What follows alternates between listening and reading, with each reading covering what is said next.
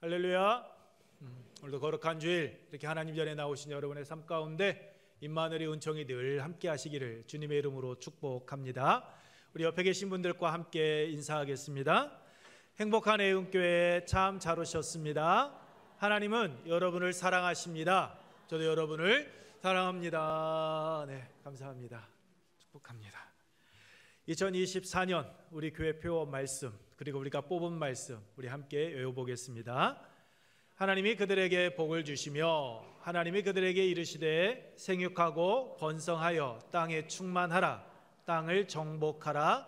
바다의 물고기와 하늘의 새와 땅이 움직이는 모든 생물을 다스리라 하시니라. 아멘. 여러분께서 뽑으신 말씀 우리 함께 외웁니다.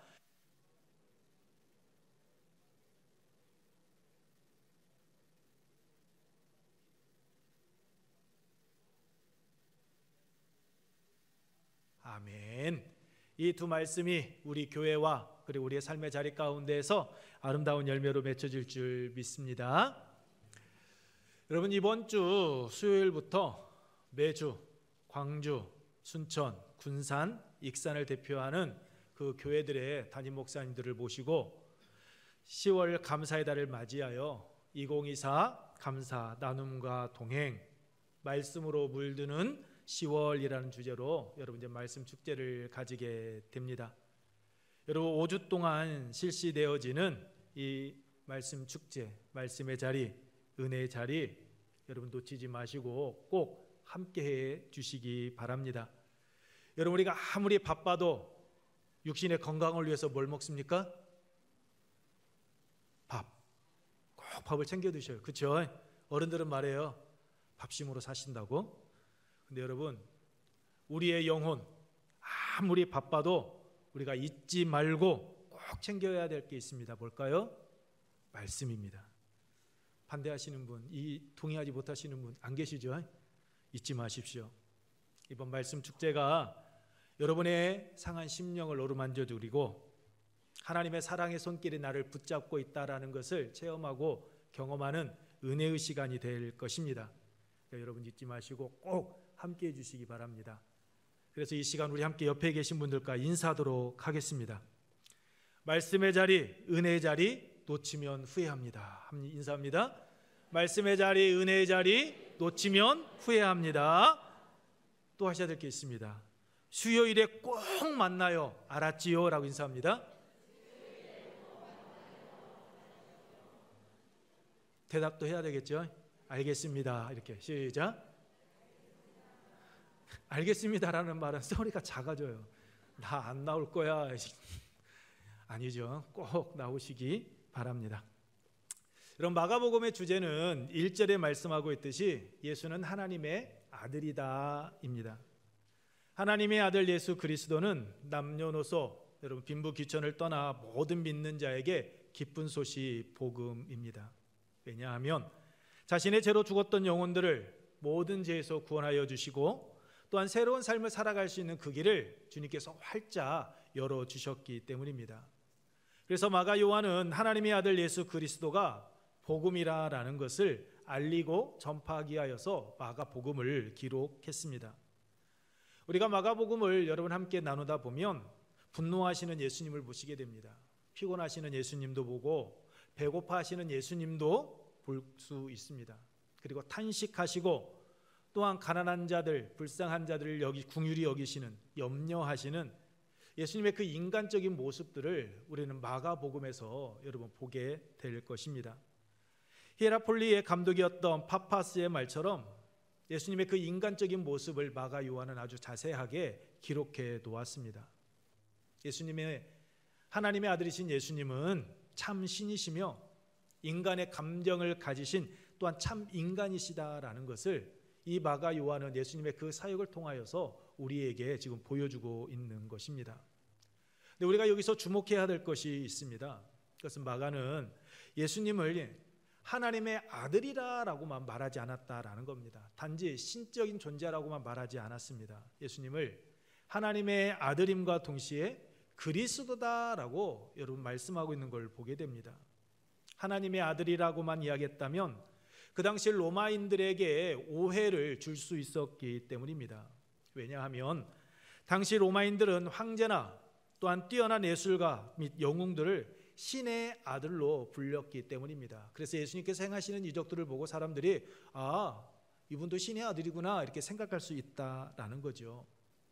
여러분 사도행전 14장 8절 이하의 말씀을 보게 되면 사도 바울과 바나바가 나면서부터 걷지 못했던 자, 걸어본 적이 없었던 사람이 그가 구원을 받을 만한 믿음이 있는 것을 보고 내 발로 일어서서 걸으라라고, 즉 네 발로 일어서서 걸으라라고 이야기하며 걷게 하는 내용이 나옵니다. 그런데 한 번도 걸어보지 못했던 자가 걷는 것을 본 그 루스드라 사람들이 이렇게 이야기합니다. 신의 형상이 이들에게 임했다라고. 그래서 바나바는 제우스라라고 이야기하고 바울은 말하는 자 헤르메스라라고 여러분 부르는 내용이 나옵니다. 그렇기 때문에 마가가 예수님을 하나님의 아들이라는 표현만 썼다면 예수님께서 로마인들이 생각하는 그 신의 아들들 가운데 한 사람, 자신들이 영웅으로 생각하는 그 사람들 가운데 한 사람으로 생각할 수 있었다라는 거죠. 그래서 그러한 오해를 불식시키기 위하여서 예수님은 그리스도시다라고 말씀을 하고 있습니다. 그리스도, 구약의 선지자들이 예언한 메시아 구세주가 되시는 분이다라고 이야기한 겁니다. 즉 예수님은 하나님의 아들이시며 동시에 그리스도, 메시아, 구세주가 되시는 분이십니다라는 것을 분명하게 밝히고 있는 겁니다. 마가가 이렇게 확신을 가지고 예수 그리스도께서 하나님의 아들이시다라고 고백하며 소개할 수 있었던 이유가 무엇입니까? 그것은 하나님께서 말씀해 주셨기 때문입니다. 여러분 11절 말씀입니다. 11절 우리 함께 읽습니다. 하늘로부터 소리가 나기를 너는 내 사랑하는 아들이라 내가 너를 기뻐하노라 하시니라. 아멘. 그렇습니다. 하나님께서 말씀해 주셨습니다. 그런데 이 소리의 출처가 여러분 어디라라고 이야기하고 있습니까? 하늘로부터라고 분명하게 말씀합니다. 당시 하늘은 하나님의 보좌가 있는 곳으로 생각하고 있던 때였습니다. 그러므로 하늘로부터 소리가 들렸다라는 것은 예수님께서 하나님의 아들이시다라는 것을 하나님께서 초자연적인 소리를 통하여서 직접 확인해 주셨다라는 겁니다. 증거해 주셨다라는 거죠. 하나님께서 보증해 주신다라는 겁니다. 거짓이 없는 신적 계시다라는 것을 이야기하고 있습니다. 근데 여러분 이때가 언제입니까? 바로 9절 말씀처럼 예수님께서 세례 요한에게 세례를 받고 난 후에 하나님께서 너는 내 사랑하는 아들이다라고, 내가 기뻐하는 자다라고 말씀해 주셨습니다. 세례는 여러분께서 잘 알고 계시는 것처럼 물에 담근다, 물을 씻는다라는 의미를 가지고 있습니다. 그러니까 물속에 들어가 씻기는 의식으로 죄 씻음을 상징하는 것이 여러분 세례입니다.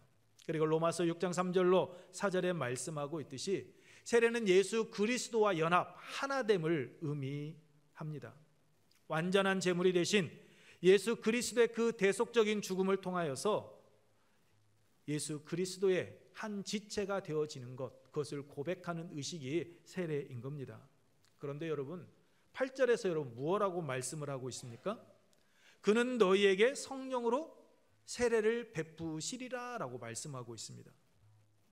세례 받는 이로 하여금 생명을 얻게 하고 하나님의 사람으로 거듭나게 하는 성령을 베풀어 주시는 분, 아무런 죄도 없으시고 성령으로 새로운 삶을 살아갈 수 있는 능력을 부여하는 성령 세례를 베풀어 주시는 분께서 여러분 하나님의 아들이라고 칭함을 받는 이가 왜 굳이 죄 사함을 의미하는 물 세례를 여러분 받았을까요? 세례 요한도 마태복음 3장 14절 말씀을 보게 되면 예수님께서 자신에게 세례를 받기 위하여 오시는 것을 보고 이러면 안 된다라고 이야기합니다. 예수님께 세례를 베푸는 것을 거절했습니다. 그럼에도 예수님께서는 세례 요한에게 세례를 받으셨습니다. 이유가 무엇입니까? 예수님은 모든 인간에게 성령으로 세례를 베풀어 주시는 하나님이실 뿐만 아니라 모든 죄인된 인간들과 동일시되어서 세례 받으시는 참 인간이시다라는 것, 즉 하나님이시고 인간이다라는 것을 보여주신 겁니다. 이것이 하나님의 의를 이루는 과정이었기 때문입니다. 마태복음 3장 15절 말씀입니다. 우리 함께 읽겠습니다. 예수께서 대답하여 이르시되 이제 허락하라. 이와 같이 하여 모든 의를 이루는 것이 합당하니라 하시니 이에 요한이 허락하는지라. 아멘. 그래서 예수 그리스도의 이 복음의 사역은 하나님의 뜻, 하나님의 의를 이루어가는 그 과정이었던 겁니다. 여러분, 의가 무엇입니까? 옳은 것을 의미합니다. 근데 사도 요한이 세례 요한이 이야기하고 있는 것처럼 모든 의라라는 것은 하나님께서 보시기에 합당한 것, 하나님의 계획과 하나님의 뜻대로 행하는 것을 의미합니다. 그러니까 예수님께서 하나님의 뜻을 따라 자기 자신을 죄인으로 인정하고 낮아지시는 것, 자기 자신을 죄인과 동일시해서 세례를 받는 것, 이것이 하나님의 계획, 하나님의 뜻, 하나님의 의라라는 것입니다.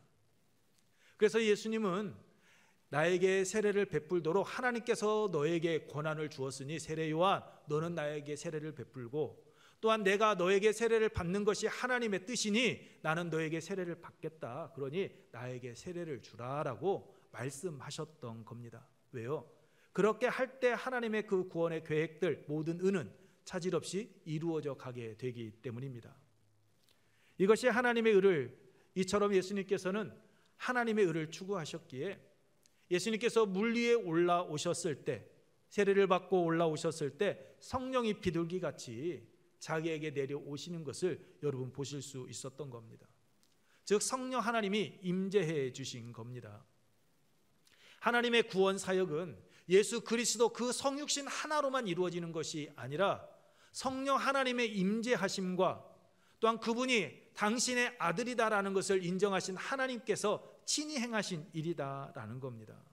그러니까 성부 하나님, 성자 예수님, 성령 하나님께서 함께 행하시는 일, 그것이 바로 예수 그리스도의 구원 사역이다라는 것을 성경은 우리에게 말씀하고 있는 겁니다. 여러분, 예수님은 하나님께서 보내신 그리스도이십니다. 이렇게 하나님께서 창세전에 계획하신 이 복음은 때가 되자 성자 예수 그리스도의 성육신, 그리고 성령 하나님의 임재와 성부 하나님의 너는 내 아들이라라는, 너는 내가 너를 사랑하고 내가 너를 기뻐한다라는 이 확증을 통하여서 그 복음의 사역은 시작되어지게 되는 겁니다. 사람의 뜻이 아닙니다.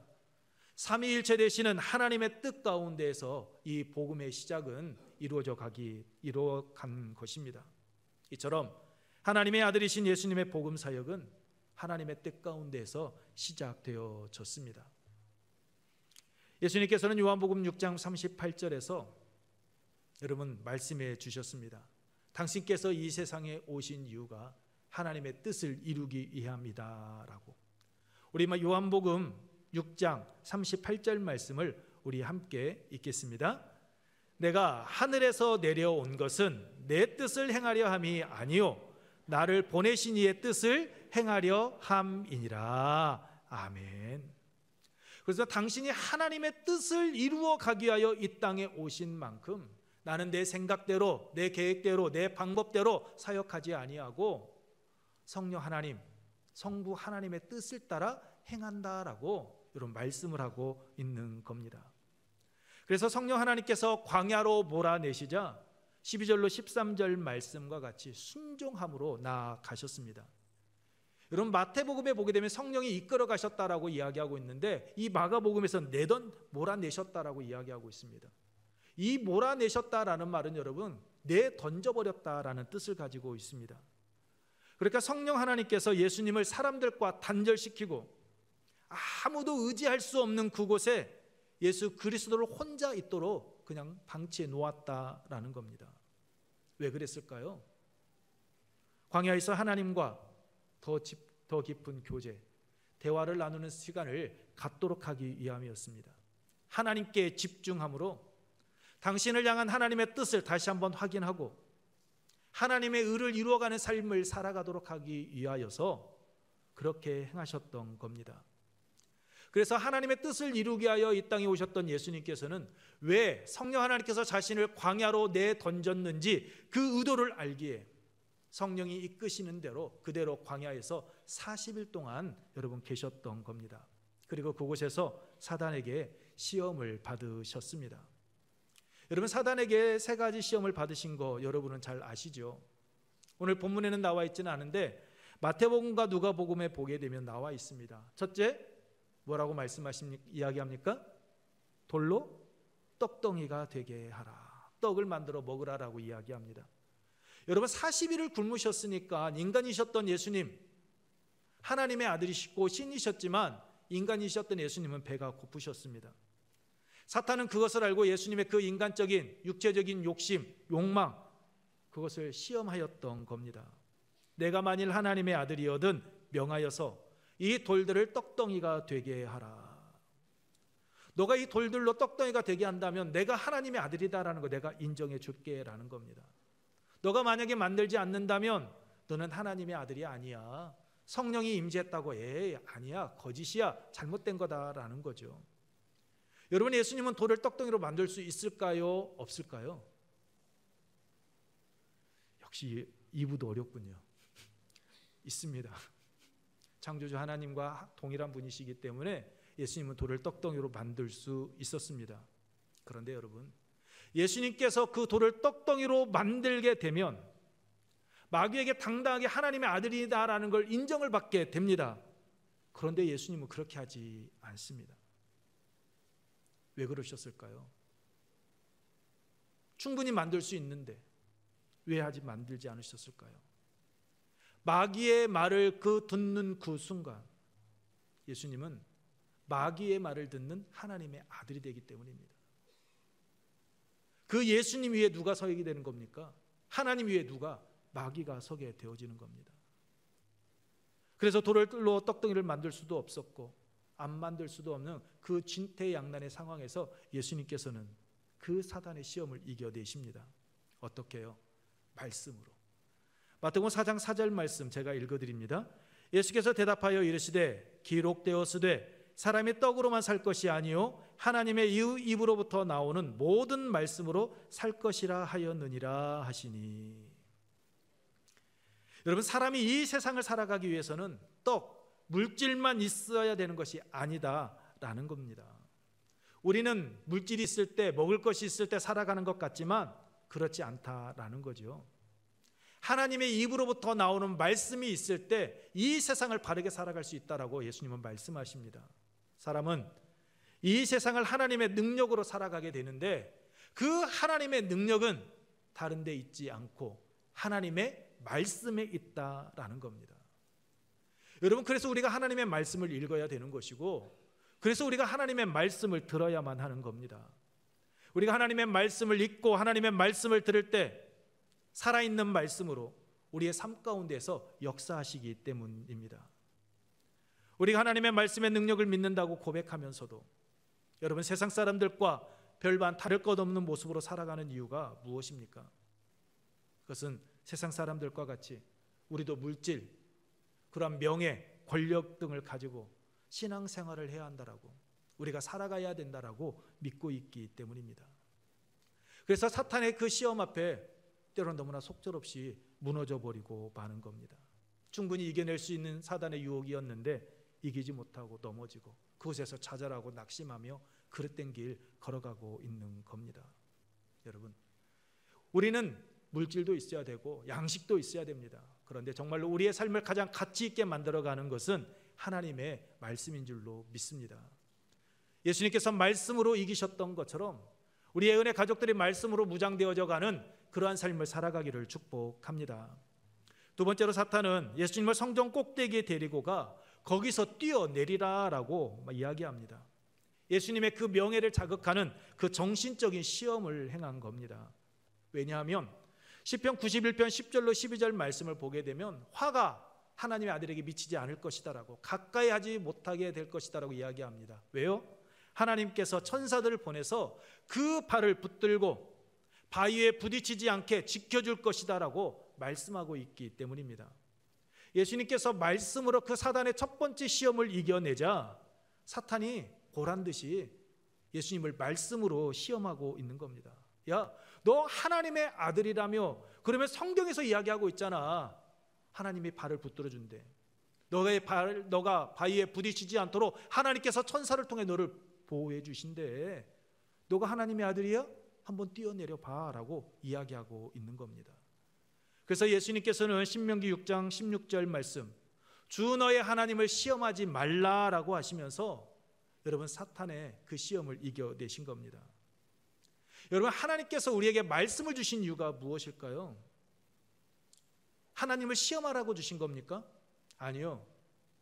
이 사단과 같이 하나님을 시험하라고 우리에게 말씀을 주신 것이 아닙니다. 하나님께서 우리에게 말씀을 주신 이유는 그 말씀의 능력을 믿으라라고 주신 겁니다. 하나님을 믿는다라는 것은 여러분, 하나님이 내 앞에 계시는 것을 의미합니다.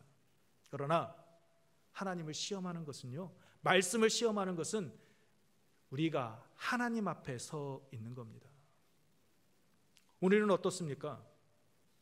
하나님을 믿는 자답게 하나님께서 오늘 우리 앞에 계십니까? 아니면 우리가 하나님 앞에 서서 하나님 나 따라오시고 하나님 나에게 필요한 거 공급해 주시고 하나님 내가 원하는 거 해결해 주십시오라고 그러한 신앙생활을 하고 있습니까? 저는 오늘 이 시간 하나님 앞에 나와서 예배드린 우리 애은의 가족들이 하나님을 믿는 자답게 하나님께서 여러분 앞에 가시고 하나님께서 여러분을 이끌어 가시기를 주님의 이름으로 축복합니다. 하나님께서 이스라엘 백성들 광야 40년의 세월 동안 그들 앞에 가시며 그들을 인도하시고 그들을 떠나지 아니하셨던 것처럼 여러분이 하나님의 말씀을 아멘으로 받고 그 말씀의 능력을 믿고 나아갈 때 그렇게 하나님께서 구름기둥과 불기둥과 역사하신 은혜를 여러분의 삶의 자리 가운데 더하여 주실 줄로 믿습니다. 여러분, 세 번째 시험은 예수님을 지극히 높은 산으로 데리고 가 천하 만국을 보여주면서 마귀 자신에게 경배하라라고 이야기합니다. 그러면 세상 모든 영광을 주겠다라고 예수님을 시험했습니다. 이것은 예수님의 메시아 사역과 관련된 것으로 예수님의 그 종교적이고 영적인 약점을 시험한 것이었습니다. 이 세 번째 시험은 예수님에게 매우 달콤한 유혹이었습니다. 왜냐하면 이 사단이 시키는 대로 하게 되면 예수님께서 굳이 십자가를 지셔야 될 이유가 여러분 없게 되기 때문입니다. 십자가를 지지 않아도 그 모든 영광을 자신에게 예수님께 주신다고 하셨기 때문에 그 십자가의 길, 그 고통 감당하지 않아도 되셨기 때문입니다. 이제는 피 흘리지 않아도 예수님께서 이 땅에 오신 그 목적을 이룰 수 있다라는 겁니다. 그러나 예수님은 이 시험을 신명기 6장 16절 말씀을 근거로 사탄아 물러가라 기록되었으되 주 너의 하나님을 경배하고 다만 그를 섬기라라고 이야기하며 그 사탄의 시험을 이겨내셨습니다.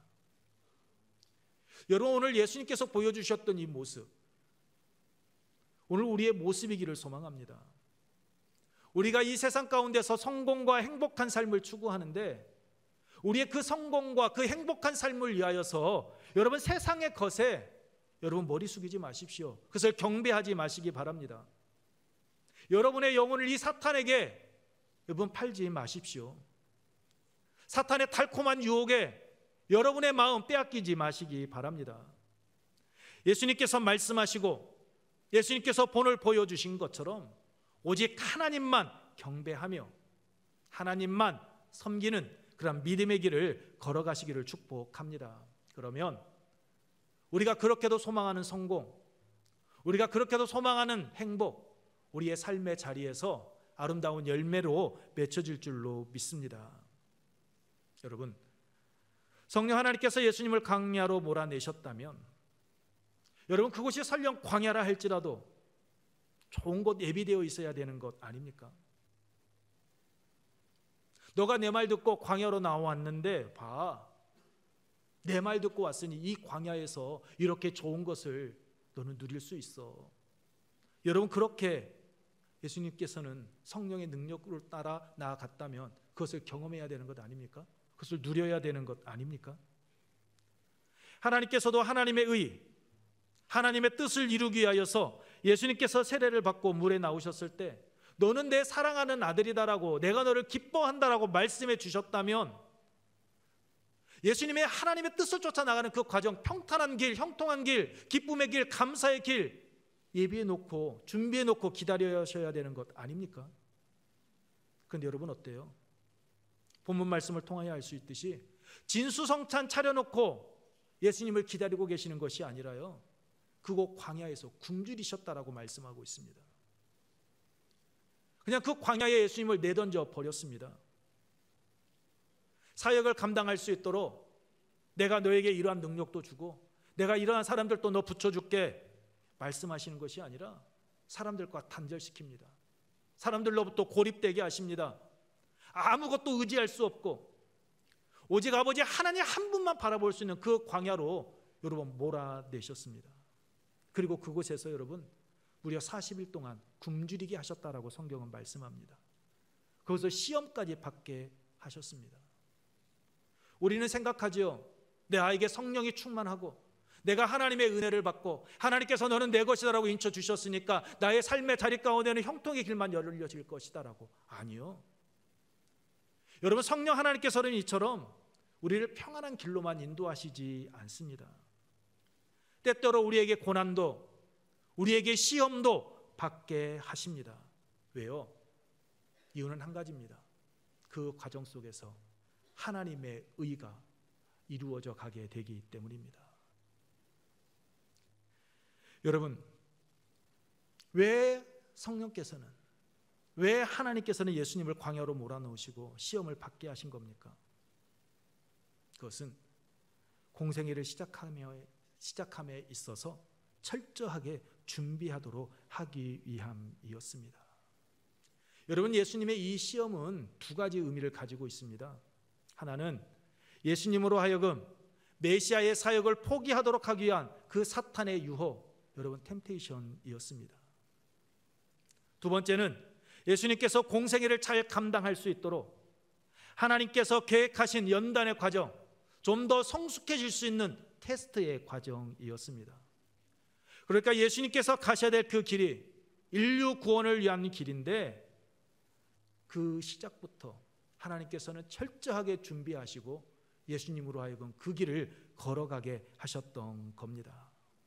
여러분, 하나님의 아들이신 예수님께서는 세례를 받고 성령의 몰아내심을 따라 광야에서 40일을 계시며 사탄에게 시험을 받으셨습니다. 하나님의 뜻을 따라 한 걸음 한 걸음 하나님의 의를 이루어 가시는 삶을 사셨습니다. 예수님께서 이처럼 하나님의 의를 이루어가는 삶을 사실 수 있었던 이유는 다른 데 있지 않습니다. 첫 번째는 여러분 11절 말씀과 같이 하나님께서 인정해 주셨기 때문입니다. 두 번째는 성령의 몰아내심에 따라 광야에 40일을 계신 것처럼 모든 것 하나님의 뜻에 맡기셨기 때문입니다. 세 번째는 하나님께서 함께 하시며 하나님께서 지켜주셨기 때문입니다. 13절 말씀입니다. 우리 함께 읽습니다. 광야에서 40일을 계시면서 사탄에게 시험을 받으시며 들짐승과 함께 계시니 천사들이 수종 들더라. 아멘. 여러분, 여기서 들짐승은 문자 그대로 사나운 야생 짐승을 뜻합니다. 실제로 예수님께서 시험을 받으시는 그 유대 광야에는 표범이나 여우와 같은 들짐승들이 항상 위협하고 있었습니다. 이런 짐승들이 예수님을 해하지 못하도록 하나님께서 함께 지키시고 보호해 주셨다라는 겁니다. 여러분, 이사야 선지자에서 말씀하고 있는 것처럼 어린 아이들이 사자와 뒹굴고 독사가 물어도 죽지 않는 그런 말이 아니라 들짐승이 예수님을 해하려고 노리고 있는 그 광야, 그 척박한 땅에 예수님은 홀로 내버려 두시지 아니하시고 하나님께서 친히 함께 하시며 지키시고 보호해 주셨다라는 겁니다. 여러분, 창세기 3장에 나오는 아담과 하와를 보십시오. 그들은 사나운 들짐승의 위험, 굶주림의 고통이 없는 에덴 동산에 있었습니다. 그런데 사탄의 시험에 넘어지고 말았습니다. 하지만 제2의 아담으로 오신 예수님은 어떻습니까? 사나운 들짐승과 굶주림 속에서도 이 사단의 시험을 이겨내셨습니다. 왜요? 하나님께서 지키시고 보호해 주셨기 때문입니다. 그래서 사단의 시험에 넘어져 죄를 범한 아담 안에서는 모든 사람은 영적으로 육적으로 죽을 수밖에 없습니다. 하지만 사단의 시험을 이기시고 승리하신 예수 그리스도 안에서는 모든 사람이 새 생명을 얻게 되는 겁니다. 고린도전서 15장 22절 말씀입니다. 우리 함께 읽겠습니다. 고린도전서 15장 22절. 아담 안에서 모든 사람이 죽은 것 같이 그리스도 안에서 모든 사람이 삶을 얻으리라. 아멘. 우리는 사단의 시험을 이기고 승리하신 예수 그리스도 안에서 새 생명을 얻고 새 삶을 살아가는 자들입니다. 그래서 우리에게 새 생명을 얻게 하시고 새 삶을 살아갈 수 있게 하시는 하나님의 아들 예수 그리스도는 여러분 복음입니다. 그러므로 복음 안에 거하는 자는 하나님의 의를 이루어 가신 그 길을 걸어가신 예수님과 같이 우리를 향한 하나님의 뜻을 깨닫고 하나님의 의를 이루는 삶을 살아가야 합니다. 그러기 위해서는 하나님께서 우리에게 무엇을 말씀하시고 무엇을 원하시는지 하나님의 음성에 귀 기울여야 합니다. 예수님께서 겟세마네 동산에서 기도하실 때 나의 원대로 마시옵고 아버지의 원대로 하옵소서라고 간구한 것처럼 매일의 삶 속에서 나를 향한 하나님의 뜻이 무엇인지 묻고 하나님께서 원하시는 삶을 살아가야 합니다. 그때 우리가 기도하는 것보다 더 큰 것으로 응답하시고 우리가 생각하고 기대하는 것보다 더 큰 것을 계획하고 이루시는 그 하나님의 은혜를 누리는 삶을 살아가게 됩니다. 그러므로 예수님과 같이 하나님을 신뢰하십시오. 예수님과 같이 모든 것 하나님께 맡기십시오. 광야 같은 세상에서 하나님께서 지켜주시고 보호하시며 열매 맺는 삶 살아가게 해주실 줄로 믿습니다. 이 은혜가 하나님의 의를 이루어 가신 예수님의 발자취를 따라가는 우리의 은혜 가족들 여러분의 삶의 자리 가운데 임하시기를 축복합니다. 이 시간 우리는 주는 완전합니다라는 이 곡 부르고 우리 함께 기도하도록 하겠습니다. 기도할 때 우리가 기도하는 것보다 더 큰 것으로 응답하시고 우리가 생각하고 기대하는 것보다 더 큰 것을 계획하고 이루시는 하나님을 신뢰함으로 예수님과 같이 모든 것 다 하나님께 맡기는 삶, 하나님의 의를 이루어가는 삶 살아가게 하옵소서라고 그 안에서 우리를 지키시고 보호하시는 하나님의 은혜를 풍성하게 받아 누리는 이 되게 하옵소서라고 우리 함께 찬양 후에 기도하도록 하겠습니다.